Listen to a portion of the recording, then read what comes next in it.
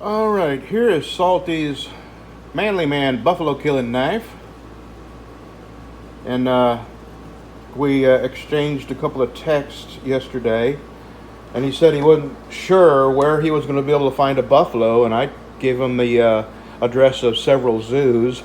All right, let's get this handle on. I'm going to trace around this, cut my handle shape out, sand the nose, and pin and epoxy these on, and tomorrow I'll shape them.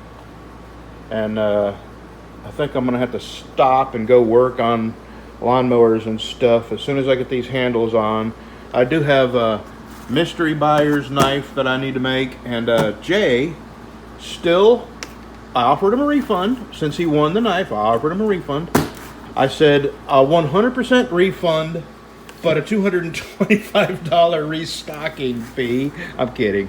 I offered him I haven't taken his money off of PayPal, and all I've done is put parts together, and I have not cut anything, and he was more than welcome to have his money back if he didn't want a second knife, but he assured me he still wanted it. So I still have 2 knives to make, and Salty's, I'll have the handles on here in probably just an hour or so.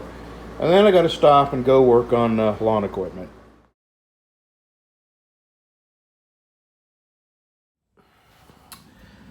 All right, good Sunday morning. Here is, let me turn you a little bit. There's Salty's knife. I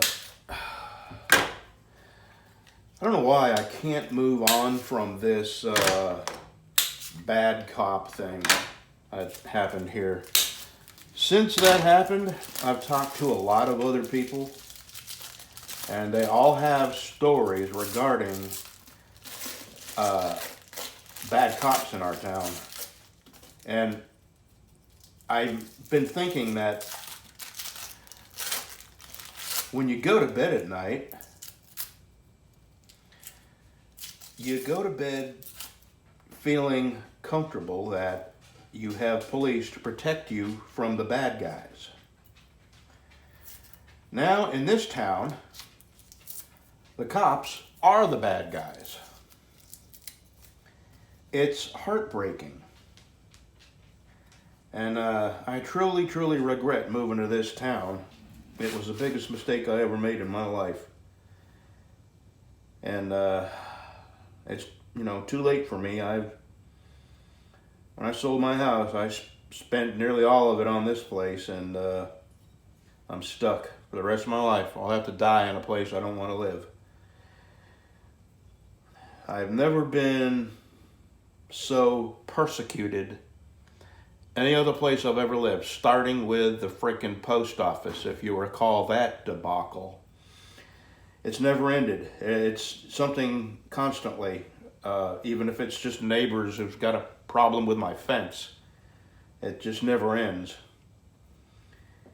Anyway, this is about Salty's knife. I'm very unhappy that I moved here. And the sad part is there's nothing I can do about it. I'll have to die in a place I hate living. All right, now the hand sanding starts.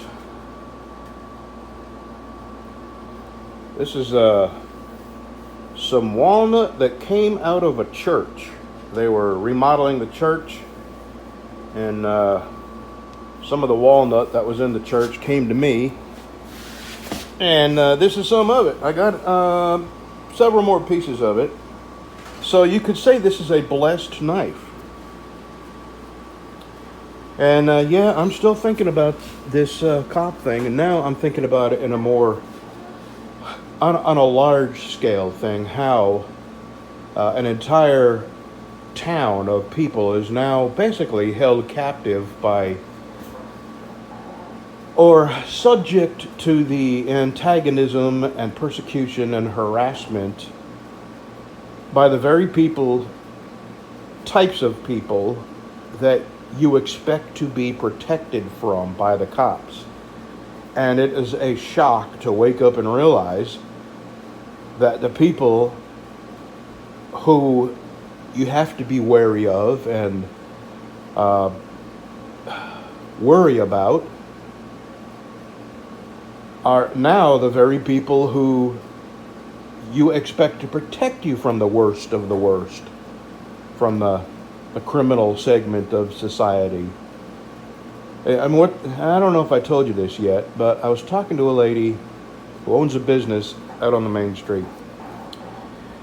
And she was looking out her window, and there was a young guy walking down the road, and the cop pulls up, and she can't hear anything going on, but the cop gets out, and he talks to this young guy a little bit, and the young guy hands over his driver's license, and the cop goes back to his car, and eventually the cop drives off, and the kid walks across the street and comes into her business. And she said, "What did that cop want?" He said, "The cop told me that I was walking in the wrong direction and that he could ticket me for walking on the road in the wrong direction. He did not know there was such a thing." And of course, this was a shock to her and a shock to me. But this is the kind of persecution I'm talking about. This is a town of 2,000 people, and I think we have 4 or 5 cops who had nothing to do except harass the people that live here. And it's frightening to know you have no defense. I mean, until it makes national news, you're basically subject to the whims of bad cops until it makes a large enough newsworthy story that they're found out. It takes more than a town being unhappy with their police force than, the ability to get rid of them is just not possible. I'd rather have no cops than bad cops. That's the way I feel. Anyway, time for the hand sanding. I should have this done and maybe get the sheath started. And tomorrow I will cut out, now that I have the files, I will cut out J's and mystery buyers out of the rasp. So let me get to work here. All right, there is as plain Jane as I can make a knife right there. I am going to put some True Oil on the handle because you got to put something to prevent it from absorbing blood, buffalo blood, and stuff like that. So there we are. Now I'm going to go ahead and put the edge on it. While I'm here, I'm going to get to try out my brand new diamond sharpening kit from Lansky. But I do believe I'm going to have a cup of coffee. Can you hear that? There's an echo. Echo, echo, echo. You need coffee, coffee, coffee, coffee. Okay, I'm going to get a cup of coffee, put the edge on this, go to the leather shop, and make a plain Jane sheath. And tonight I will put the first coat of True Oil on it. I'll probably put 3 or 4. No bling, just a good protective coat, and send it on its way. There's no way I'll be able to ship it Monday. I do have a person that has not contacted me about their winnings, so the only thing that's left, it begins with an E. Guy begins it. Oh God, what is his name? Frank Dalton has contacted me. Jay Wallace has contacted me. Darren is Mayhem Country Living has contacted me. That's Darren. Everybody knows Darren. Everybody knows Jay. Everybody knows Jay because of his famous cousin Ricky. So there's one guy that hasn't contacted me, and that is the neck knife. So if I don't get contacted by him today, I will draw another name from some random video, and that will be the neck knife that gets given away, because Frank Dalt, since he was timely, he gets his choice. Hold on, I'm going to sneeze. Golly. blew half my brains out on that one. So Frank Dalt is getting the etched and tumbled BC Special with the bird's eye maple handles and the G10 black liners. Who is? Oh yeah, Jay Wallace is getting the File, the Furrier Rasp BC Special. Darren is getting the Swamp Rat BC Special. The Swamp Rat file knife. Okay, moving on. So if the third winner does not contact me, I'm not going to go chasing people down to tell them they won. If, you can't contact me in a timely manner, I'll just pick another person. No hard feelings, but you can't expect me to, wait. I have a deadline. I want to mail things on a certain day, I don't go to town that often. I go to town as infrequently as possible because I do not want to be hassled by these cops. And I just don't understand how a town could end up with this many cops that are hell-bent on harassing its citizens for nothing, for no reasons. They hassled a guy walking down the road, for crying out loud. Anyway, I'm letting go, but I want to stay behind my lock gate as much as possible and interact as little as humanly possible with the people of this town. I've had nothing but trouble since I moved here. So I'm in all my years of living, I've never had so much trouble living in a place in my life. I've never had, and you could add up all the trouble I've had in my life, and it wouldn't amount to the amount of people that have gone out of their way to give me grief here for no reason. I don't make noise. I stay behind my fence. I just don't understand how one person could attract this much trouble from so many people in one little town. I just don't get it. Am I being punished for something? Have I done something so bad in my life that I deserve this harassment and persecution? I don't know. I have a lot of questions. I have no answers. So, let me drink some coffee and get the day started. Well, there is Salty's Sheath. And here is his knife. I don't have the handle done yet. I got 2 or 3 more coats I'm going to put on it. But he wanted plain Jane knife. And that's what he got. But he did not say he wanted a plain Jane sheath. So I gave it a little fade. I also want to thank Wedge-Tailed Leather for telling me about cutting the dye with alcohol. I did that, and that is a much better fade. Much better. And did you know Salty was in the Navy? As a matter of fact, there was a documentary about him. Apparently, his ship ran aground on a deserted island, and he spent a lot of time there with, there was a couple of girls, and a professor, and a millionaire and his wife, and a guy named Gilligan. They were eventually rescued, and I believe he moved to Georgia eventually. But yeah, there was a very long documentary about him and his shipwreck. Okay. I'll have this probably done in the morning. I've got 4. The guy contacted me, and he is in Sweden. And this is the only one that's not spoken for. And I'm going to try to get these mailed in the morning. I think I may be able to mail this. I'll know tonight. If I get the last coat on tonight and it's dry in the morning, I'll be able to send it in the morning. But that's what it's looking like.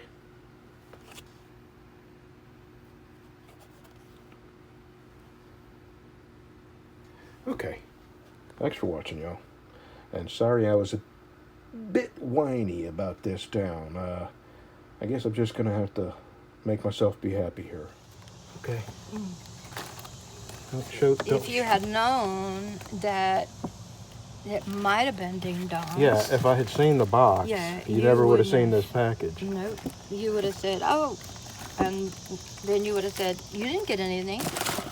So what'd you get? I got, it looks like a t-shirt. And I want to say, bless his heart, because he thinks I'm small. What'd he send you? A large. I might can squeeze my fat butt in this. Okay, Salty Shellback, that's his logo. That's pretty cool. Thank you very much.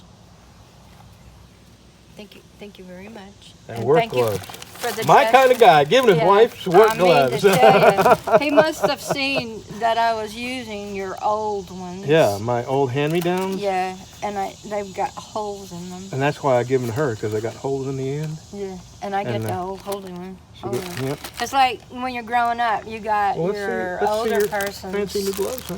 Your older person's socks, and they all had holes in them, but it didn't. They got the new ones, and oh, I'm so tired, and I hurt so bad I can't even open them. So, open this for me. Okay, I'll open this one since I got it in my hand. There you go. You can see me out there a long way away. Yeah. You pass out from heat exhaustion, right, I'll be able to direct the fire department to you. I was going to say, while I'm laying out there amongst the weeds, oh yeah, these are going to be nice. And there he goes again, thinking I'm a small person. Bless your heart. Oh, they fit perfect. They do. They do. You can do a lot of weed eating with them. I can't ride a motorcycle with these. Because they'll stick to the throttle? Oh boy, yeah. I'm mean. I'll be able to hang on to my tools. But what's more important is you'll be able to get a lot of yard work done. I know. And you'll be able to see me when I pass out. That's right. Or have a heart attack. You'll be able to find me. So when I direct the fire department down the hill to the old lady. See that lime green thing laying down just on the go ground? to the lime green. And that was very nice of you, and Brad's wishing you had sent the ding-dongs instead. And I'm glad I got gloves, because I really do need new gloves that somebody else hadn't already put a hole in. Thank you, Salty. That was very nice. It was. Thank you very much. Well, I don't know what I did to deserve new gloves. Maybe he saw you in my old holy gloves. Maybe.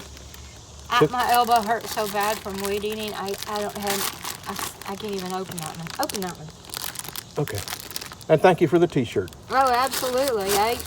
I will wear this t-shirt.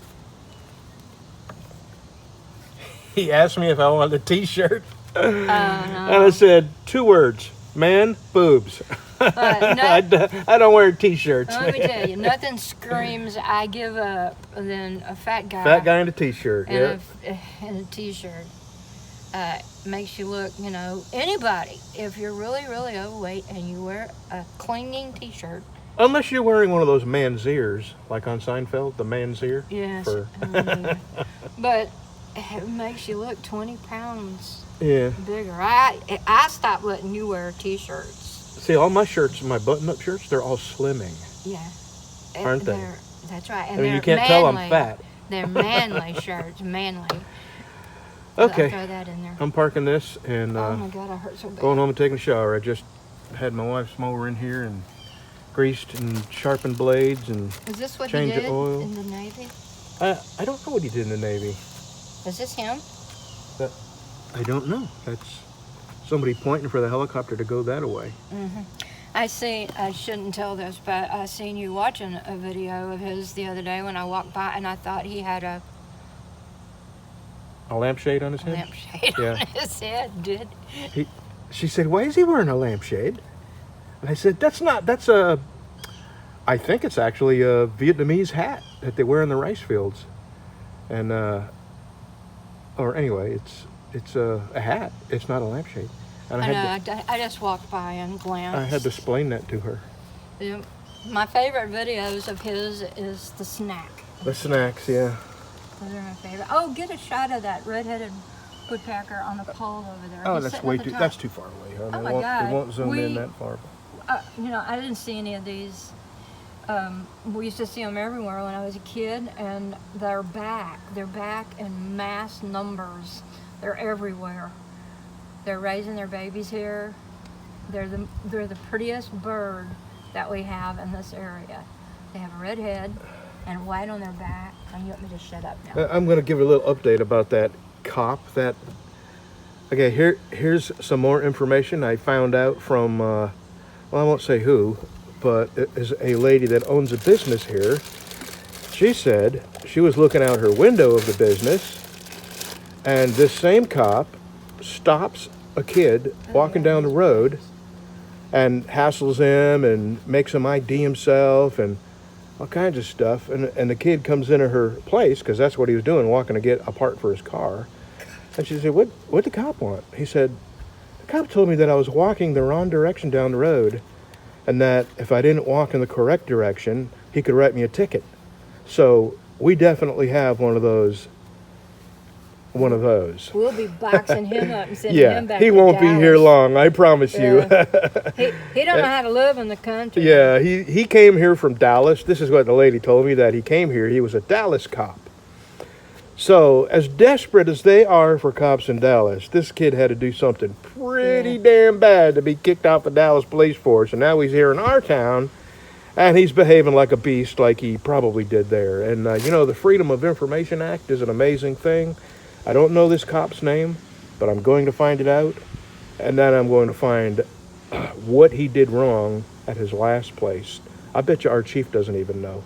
So, this kid won't be here long. And look, our chief is one of those that, he's like Andy Griffin. You could walk in and put your feet up on his desk and shoot the breeze with him. He's one of those guys. He's not, big city. Yep. He's all good about, guy. Yeah. Old country, cop that doesn't hassle people, and right. I don't think he knows what he hired. So yeah, no, we got old people that ride their lawnmower up to the drugstore. Yeah, I see him all the time, and he'll want to interfere with that. We have people that can't drive, so they ride their lawnmower up to the drugstore, and he'll be hassling them before too long. So it won't be long. That guy will be packing up and moving on. There's an old guy that rides his wife up to the Mexican restaurant in the back in a trailer. He pulls a trailer with a chair in it, and his wife sits in the chair on the trailer, right. and he pulls it with his lawnmower. Yeah, there ain't nothing wrong with that. And boy, I hope I'm around if he. No. Yeah, he'll have to deal with Well, he's me. not one you can chat with and find out just exactly what makes him tick and why he's being so rotten to everybody. You'll only have one option. That's just to get rid of him. Well, you know me. I had a guy honk. He was in a big old SUV, and I was letting trucks go in front of me because it was gridlock. They were trying to turn into the truck stop, and nobody would let them turn. And so I stopped and let 3 or 4 trucks go by.